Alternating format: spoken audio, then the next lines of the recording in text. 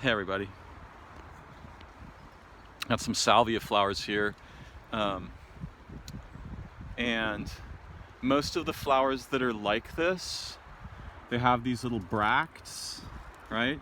And of course we don't want to, let's see here. We don't want to, totally decimate a plant, but if you pull this out, this little white portion contains nectar. And that one had quite a bit. And so most of the salvias that are like this, that have those bracts, they have nectar in them. And I'm in the children's garden at the San Francisco Botanical Gardens. This is a place in the back of the park where not too many people come. A lot of people aren't aware of this place.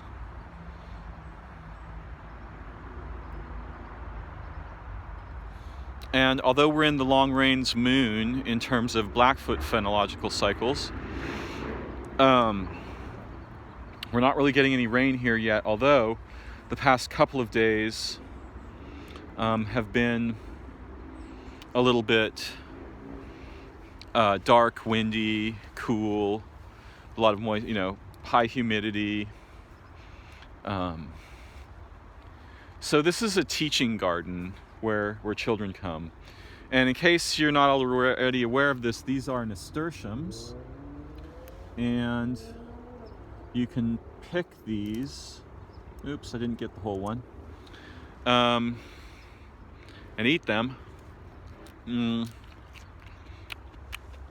they taste a lot like wasabi. And they kind of have this like flavor curve where at first you think, oh, there's not much flavor there. And each flower is quite unique. Here's a little apple tree. Each flower is quite unique, even from the same plant. And this is part of why I talk a lot. I've learned to look where I'm putting my feet. I'm going to be working really hard not to step on any yellow jacket nests. But this is the uniqueness of each flower's flavor is part of, even though they come from the same plant, right? They are generally the same phenomenon, but they are not specifically the same. Uniqueness is an astonishingly deep feature that contradicts the frameworks that our ways of knowledge often clumsily infect us with, right? The expectation that a thing that belongs to the same class, a thing or being that belongs to the same class, right? The categories should be the same, or should be thought of as the same, or treated the same. And this is part of the problem that we have at the moment when, as moderns here in the United States, so I'm speaking of the incredibly diverse populations that live in the country I live in the United States, a moniker that at this point is starting to become rather oxymoronic, as if it never were before. There are aspects of unitedness among the states, but I'm not sure that that's their primary quality that they exhibit. Not by a long shot. And from some purposive perspectives, right, if you have the purpose to see in a certain way, you'll see that there are states that think the Civil War was, never ended. And some of those, well, that's a gross overgeneralization there. There are places in our country where it's not uncommon to encounter specific human beings or groups. For example, that believe that racism is entirely justified. And it's not my goal here to indict those people or those places, but rather just to notice that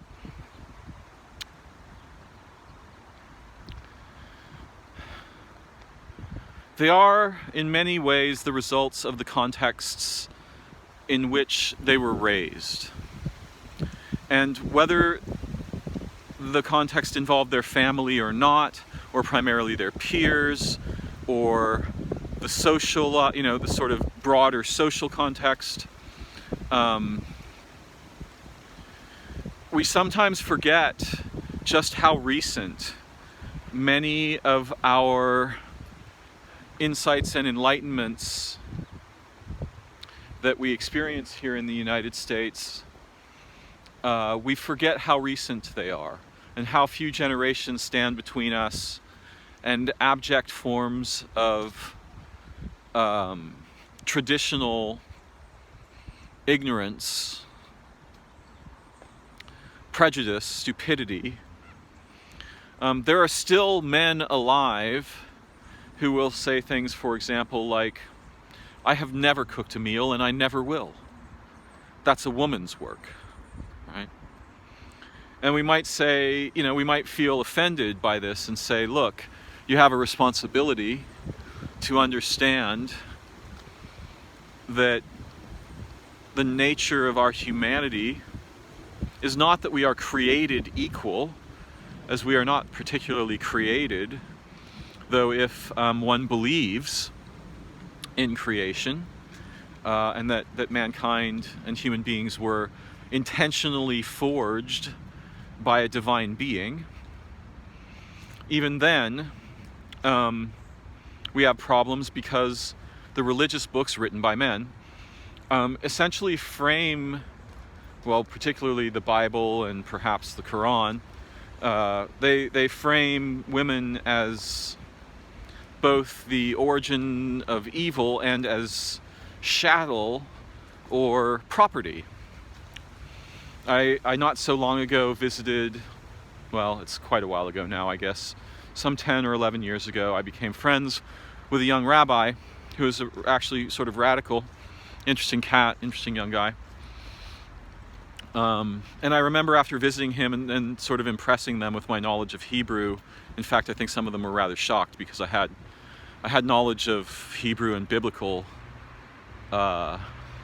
perspectives that even their scholars did not have, and that's a long and complex story. So I wasn't intending to show off. It was sort of more or less accidental. But they took it very seriously, and they were like, why does this guy who's not Jewish know more about our alphabet than we know, and this kind of thing.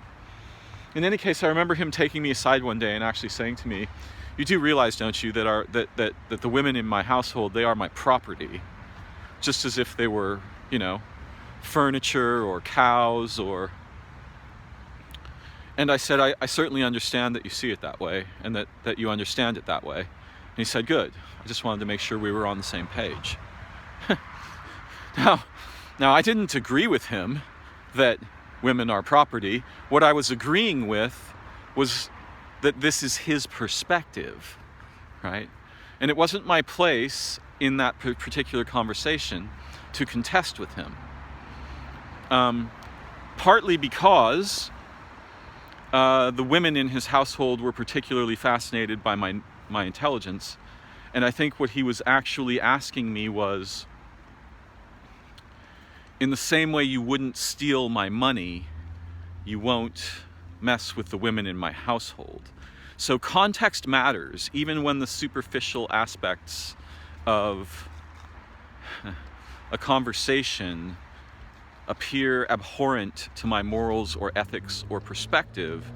I will occasionally, when it seems useful or generous in some dimension, I will occasionally withhold, right? I won't attack. If I'm sitting at the table of Romans, I won't attack the Roman customs, right? if they're sitting at my table, we might have a different discussion. You know? But this guy was, I think, trying to ensure that I understood the house rules, essentially. And so when I agreed with him, essentially what I was saying was, I understand the house rules here, unfortunately. But it's bizarre, and the thing I'm trying to point out is we are not yet so modern that we have escaped the penumbra of prejudice, racism, genderism that has long been traditional among many of the people of Earth and their in the specific places and traditions from which they come.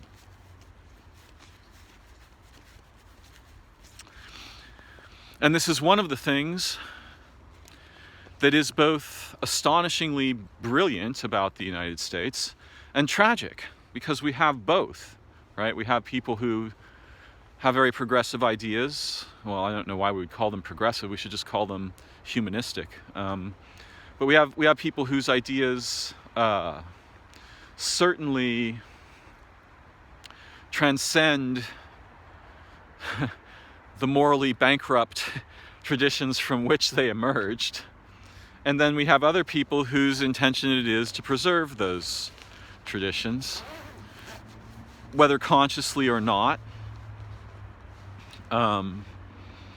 And it's a very complex problem that we face.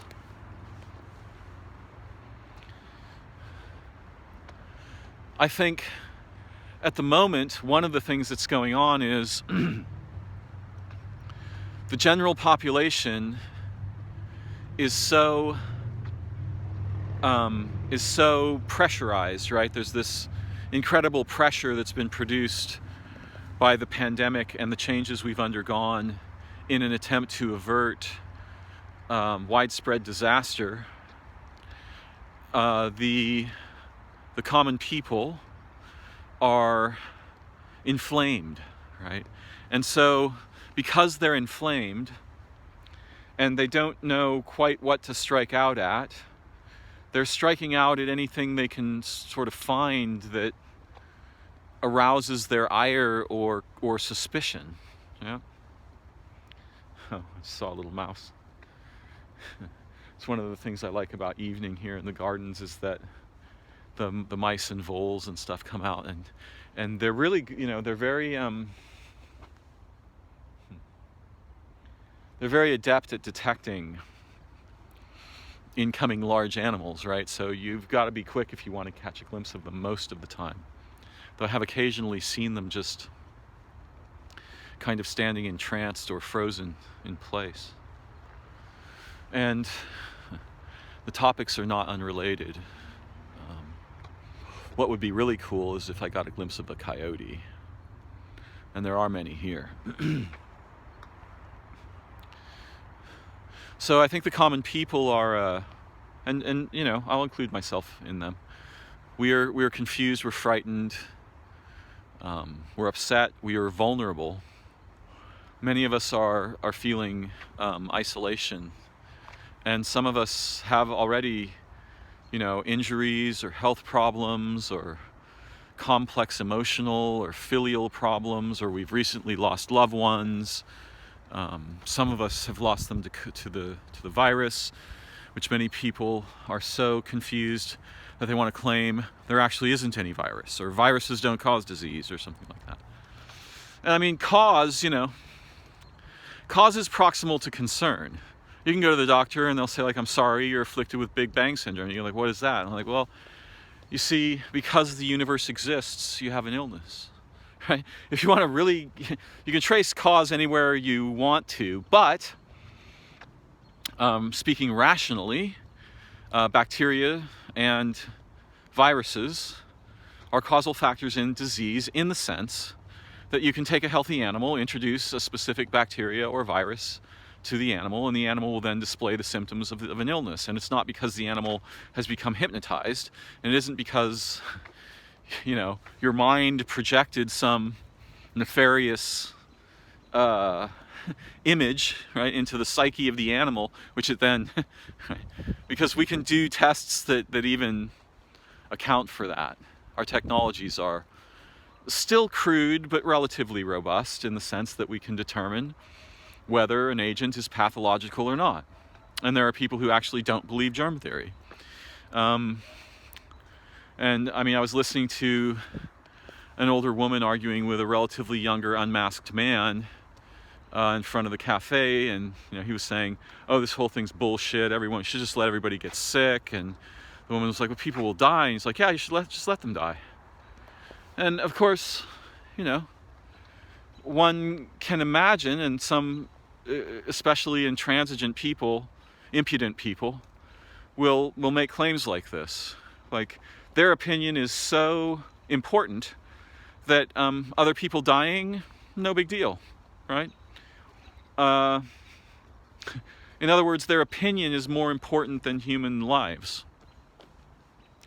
And that's the kind of impudence that I've rarely seen directly in my face all day long, every day, until now. And I remember when I walked out of the cafe,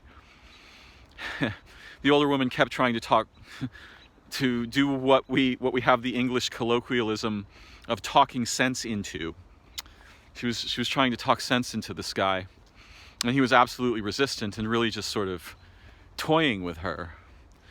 And I took a little bit of a risk. It's not commonly my habit to do this, but I turned to that woman and I said, ma'am, this man is just trying to trigger you. I really, if it were me, I'd just leave him alone. And he got up, got sort of upset and said, hey, we're having a conversation here, not you. As if I were intruding into a conversation being had on the street between, a man not wearing a mask and a woman in her late 60s who is vulnerable, and not just epidemiologically, but emotionally and psychologically.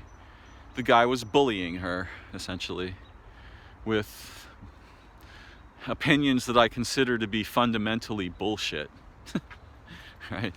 People who say, like, germ theory is wrong. I mean, they're not absolutely incorrect in that the circumstances that constellate to produce disease are not merely those of viruses or bacteria being introduced, but they're absolutely wrong in the sense that the amount of correctness in their argument is less than 1%, right? If there's any at all. And there's all kinds of this crap floating around, and part of what's going on, as I was saying earlier, is that people are so upset and confused and vulnerable that they have no idea what effective action is. And so they're attacking themselves and each other, and it's almost like it's the socio-political version of an autoimmune disorder, in the sense that if there is a unity, right? If the United States has any reasonable degree of resemblance to its name, right, then we would express some degree of unity. And of course, there's a lot of people. I remember passing a family the other day, and as I approached them, around here the rule is, if you come within 30 feet of someone, put your facial covering on. That gives everybody time to cover up, but they don't have to wear their masks at all times unless they're in a place where people are close together in proximity. And I was approaching this family, and I took the time to pull my mask up, and one of the little girls smiled. I could tell she was smiling because I know how to read people's eyes. She smiled and gave me the thumbs up, and I gave her the thumbs up, and everybody smiled, and we had a little moment of unitedness, right? We all agree that the masks offer some degree of protection from aerosols we might emit by coughing or sneezing, thus endangering one another. It was never even a question of whether masks protect us from inhaling viral particles. They can, under some circumstances, offer a degree of protection from that. For the most part, that degree is pretty small. N95s are give you a slightly better degree, but those things are only meant to be used for a relatively short period of time. So just to be clear, I have had people who are very close to me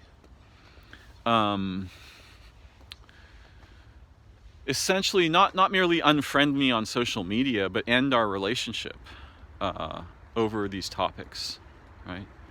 Because they want to run around telling people that social distancing is psychological warfare, and it's a conspiracy. I won't claim there are no conspiracies. There's all kinds of conspiracies. Social distancing is the best guess intelligence that we use in an attempt to protect each other from a virus that is as yet poorly understood, absolutely exists. Koch's postulates have been proven for this pathogen. It's a fact. It's not guesswork, right? Now, could there be other factors involved in illnesses that we encounter? Yes, of course there can. And that is partly why infection with the virus is relatively asymptomatic in some people and kills others. I'm in the bamboo forest.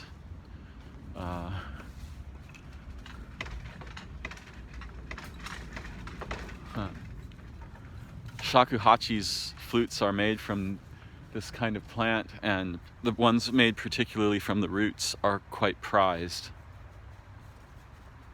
The Japanese flutes. Unfortunately, many people carve their names into the bamboo, and I'm just going to not reward them for doing so by giving you a clear view, but it's one of the problems here is that people carve graffiti into living beings. Some people. So there's a lot going on, and the humans are confused, and they're angry, and they're upset, and they feel violated, and so they're lashing out in all different directions, many of them quite ignorantly,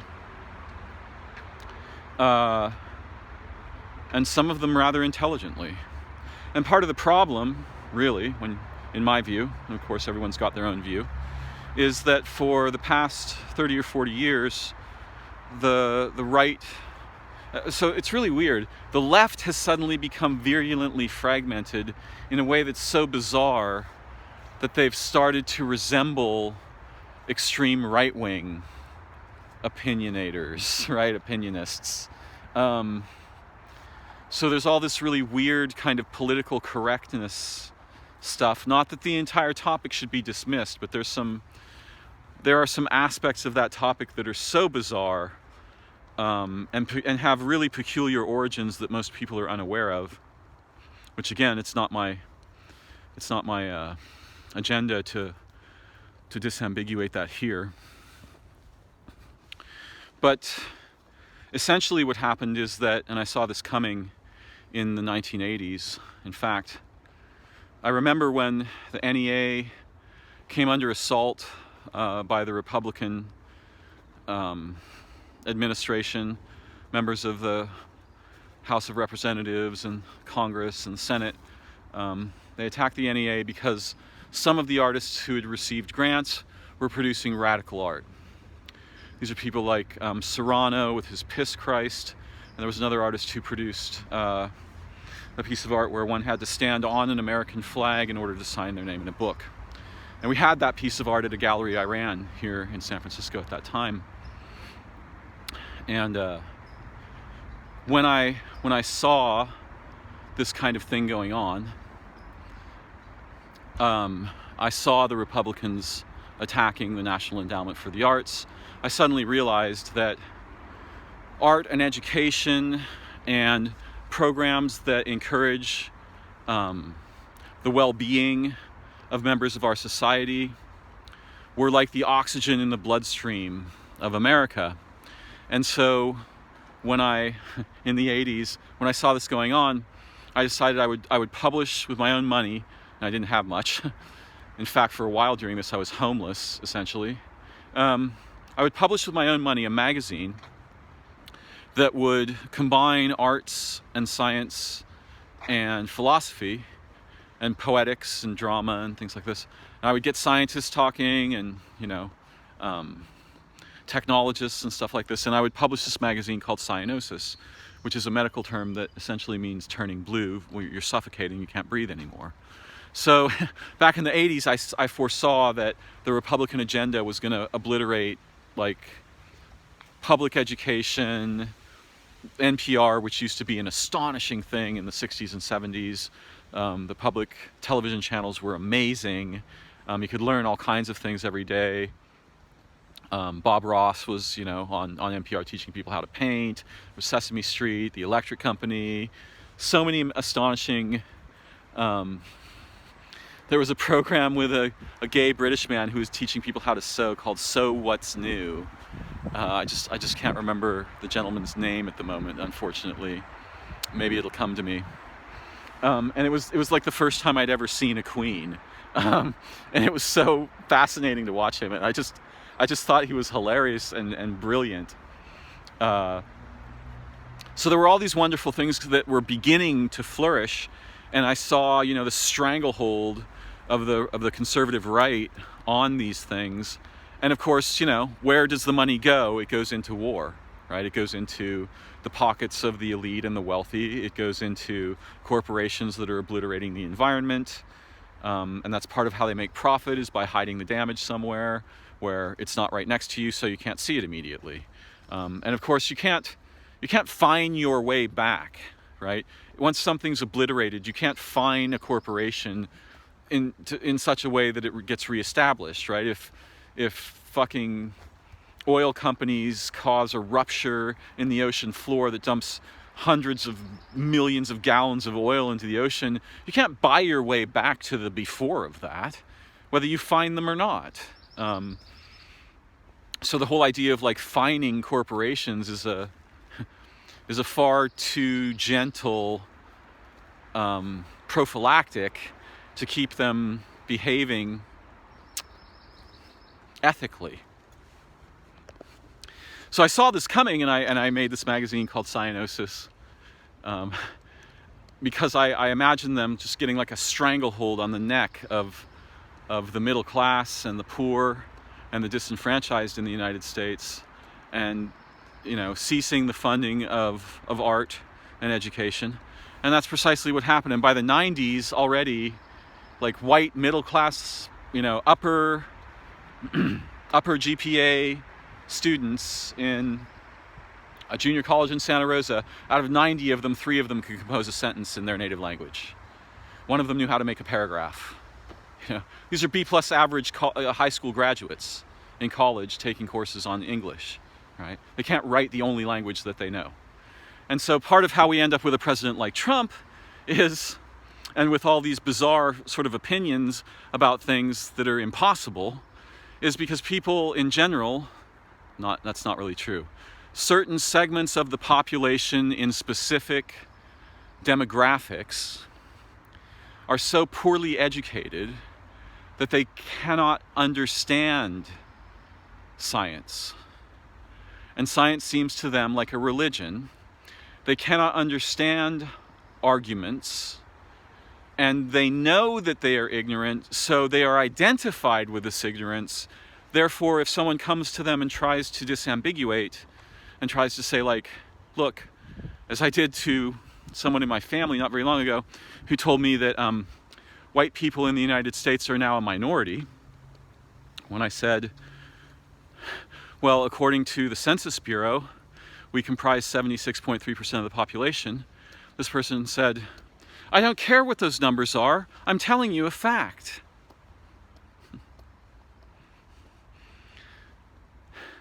So once people become identified with their ignorance, anything that threatens it, it's like you're insulting them personally, right? They see their opinions.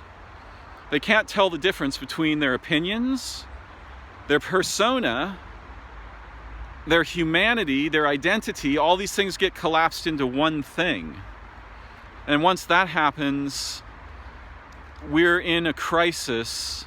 Like, in order to have something that resembles a functional democracy or a functional democratic republic, you have to have citizens that are well enough educated that they can't just be enslaved by stupidity and poverty, right? And the combination of stupidity and poverty is extremely virulent, right? That shit's contagious. It spreads generation to generation. It's almost a kind of socio-political, it's a socio-political analogy of genetics, right? You transmit it to your children. They transmit it to their peers.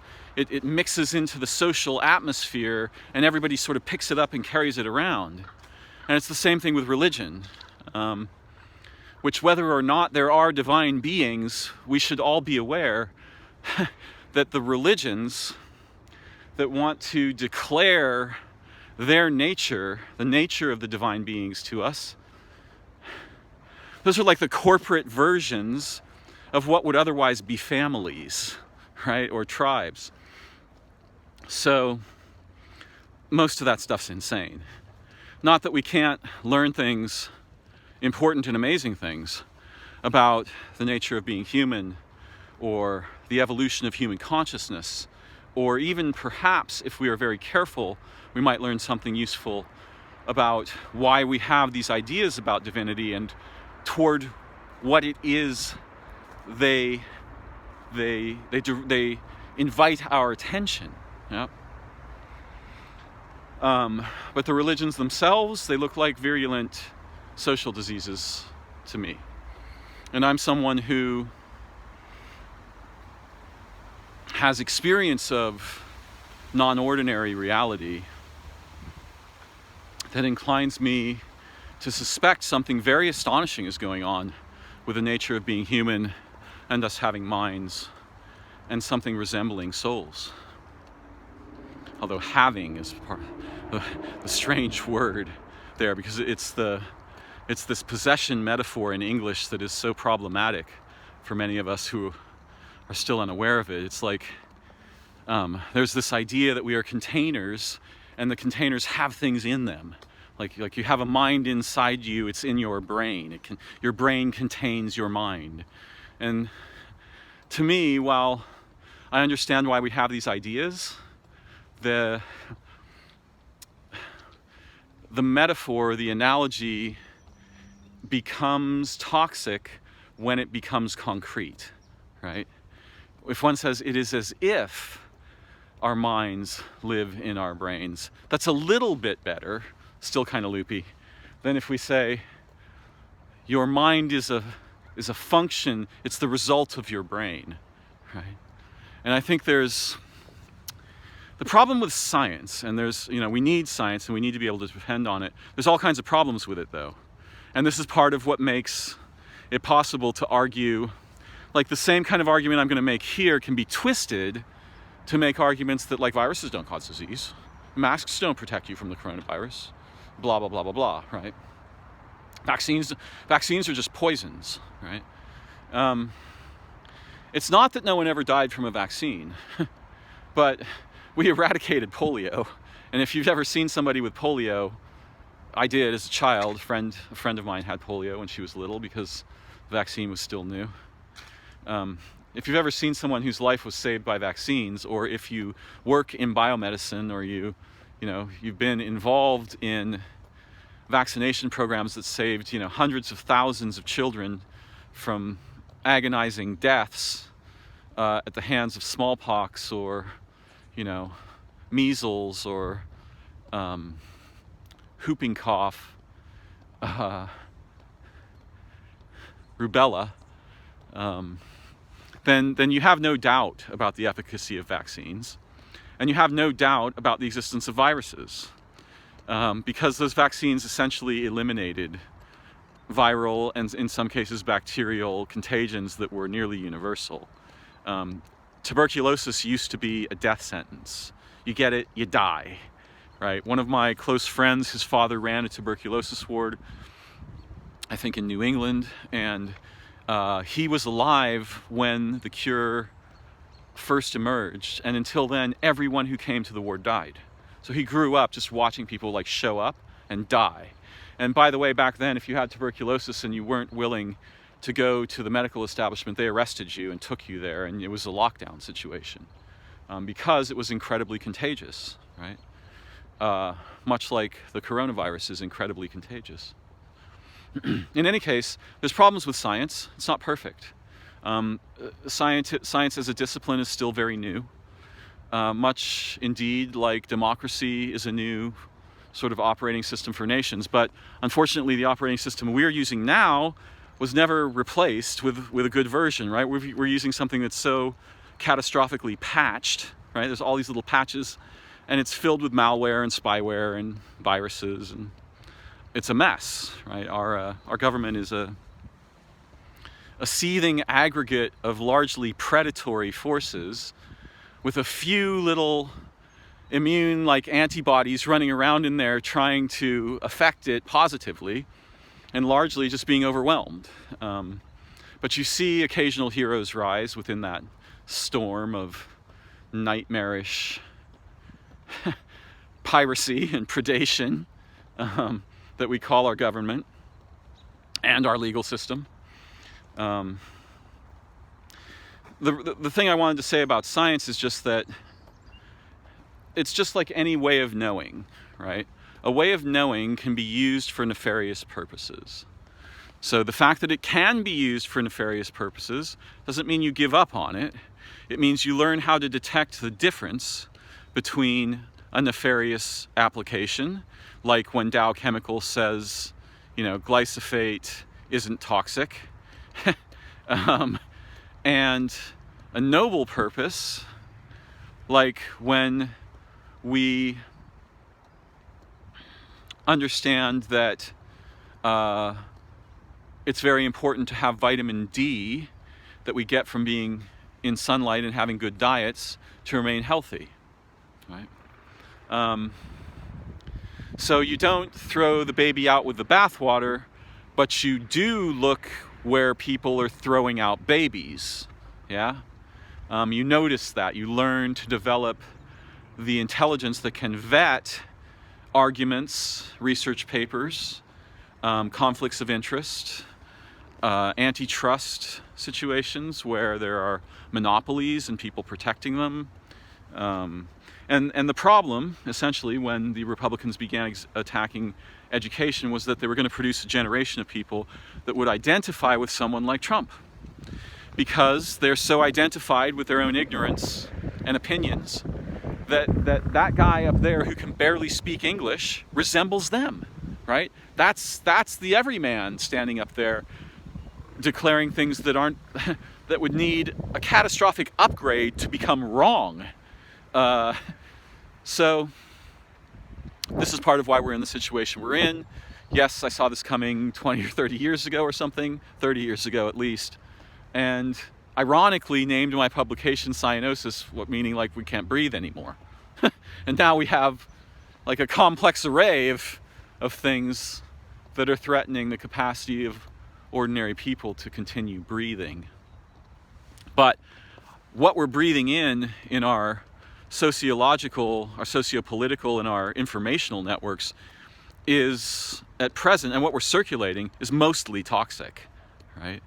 You've got some people arguing for things that are relatively sane, and other people arguing for things that are blatantly insane, and no one's actually addressing the root issues or causes that we must find a way to unify around in order to produce the possibility of a context intelligent enough that it's survivable at first, and then perhaps sustainable secondarily, and if we're very lucky, begins to evince features of nobility, of intelligence, of trustworthy orientation, and trustworthy disambiguation. In other words, trustworthy derivation of identity and meaning and relation and cause, so that we're not just circulating new diseases all the time,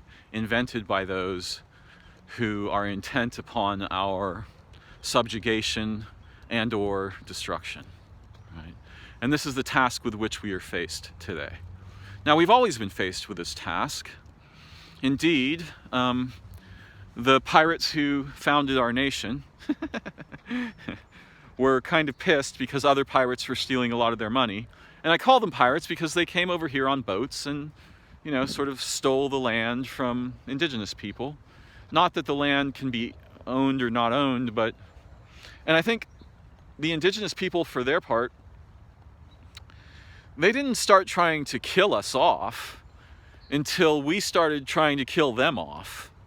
I suspect, I don't know what happened back then, but I suspect that the indigenous people were willing to meet us as neighbors, right? And to grant us some, a place on the land, right? And to negotiate with us, perhaps even to welcome us. But we didn't have the agenda of being neighbors. Not we, of course. The people who came and did these things long ago, which are not the same people as me and you. Whether or not we're continuing their legacy is another story. But those people who came and did this, they didn't have the they didn't have the intention of being neighbors. They had the intention of obliterating the Native American people and taking the land and the resources that the American continent represented.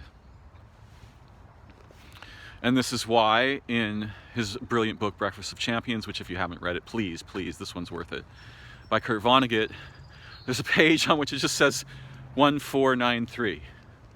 And Kurt goes on to say something like, many American school children have seen their teacher write this on the chalkboard and claim that it was the date that noble, Europeans arrived on the continent, ready to build civilization. But it's actually the date when sea pirates came and raped and pillaged and killed everybody. And it's just such a brilliant disambiguation, right? That it's very difficult not to fall in love with him. And that book by itself is really, it's truly one of the greatest books I've ever read. And it's an indictment of America. This is the first time I remember seeing unripe walnuts on this incredible old walnut tree that is just exquisite.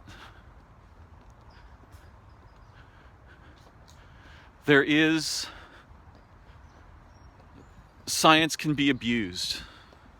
Medical technologies can be abused. Medicine for profit, in my view, is a bad fucking idea. And yet, we haven't yet established a context where something else is reasonably possible. Although, there are little havens where something like it begins to happen. Here in San Francisco, we have a program that gives everyone who can't afford it free, well, what they call free medical care. It's not actually free. They keep track of the services that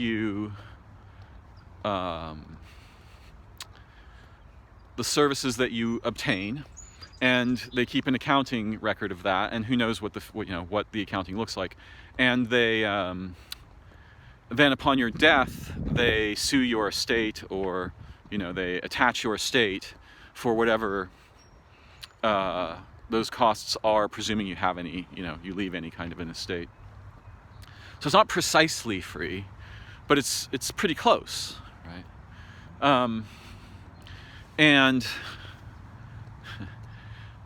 many Americans are so poorly educated that they can't tell the difference between taking care of our own people and what they're worried about when they think of communism. When they think of, China or Soviet-era Russia or Cuba or something like this, right? Unfortunately, again, it's a problem with education. If you can just dumb down the American populace enough, they can pretty much be had. You can own them, they'll become your slaves, they'll fight each other for you. Meanwhile, you can kind of float up on the high mountaintop in your little castle of, you know, millions or billions of dollars and just sort of laugh while the charade occurs down in the bizarre, you know, and unfortunate class wars that you know, broil underneath your entitlement. I don't know why I'm laughing. There's nothing humorous about that. Maybe I'm laughing to keep myself from starting to cry on camera.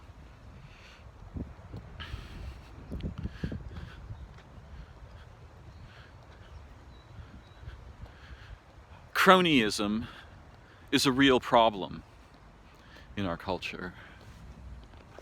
And others have commented on this problem, and I'll not belabor it here. But the problem that we're facing now as common American people, that's what I mean by we who are modern Americans and people who live in America, in the United States. I won't speak for other nations. And really, I mean, can I speak for anything other than what I know? Can I speak for anything outside of my little neighborhood in San Francisco? Not very well, because what do I know of that? I know news. Well, I mean, in what way does that connect me with anything? That just connects me with a kind of a continuum of malignancy, right? So what do I really know about Arkansas or, you know, Alabama, or Louisiana? You know, what do I know about the South?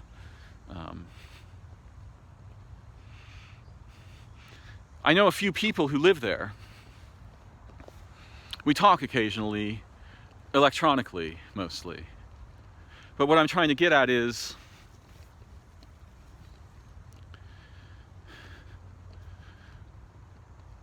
because there's no good central organizing principle that unites us, the people are fragmenting and they're identifying with their opinions. And many of them are too poorly educated to understand whether an argument is even possible, let alone whether it is sound. And that's a tragedy that I place at the feet primarily of the conservative right, whose intention it definitely was to produce and ensure the continuation of this specific problem so that they could retain a stranglehold on the power and the wealth and the resources that can be extracted from both our country's ecologies and our country's populations. And that is fundamentally a crime against humanity. It's also a crime against the history and future of life on Earth, which I would argue is a far greater and more egregious violation, one that certainly qualifies as rape, but both of them qualify as rape. Rape does not only mean sexual violation, though that's the context we commonly use this term in. It also means an incredible, egregious violation, unjustifiable violation. So for the moment and for the foreseeable future, we're going to see, unfortunately, a broad gamut of human, wildly confusing and confused misbehavior, impudence, arrogance, ignorance, violence, deprivation, pain, suffering, torture, imprisonment, war. And right now, there is a civil war presently afoot. It's just not being fought yet with physical weapons. It's being fought with opinion, news, information, electronic media. And the forces that are winning aren't human, most of them, though some fraction of them are. And it's very easy to see that people like Rupert Murdoch have these intentions. They hold these intentions, yes, to profit from the catastrophic failure to educate and ensure the well-being of the American people with the resources we've extracted from the earth and that originally belonged to the indigenous people who lived here.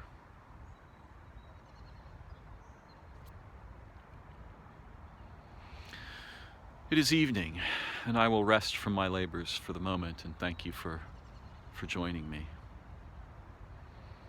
I hope I've shed some modest degree of light on the moment in which we live and the confusions within it with which we are faced. May we reach for higher ground together and find a way through the incredible darkness that currently intrudes upon our lives and minds and hearts and families and living places. Bye-bye for now.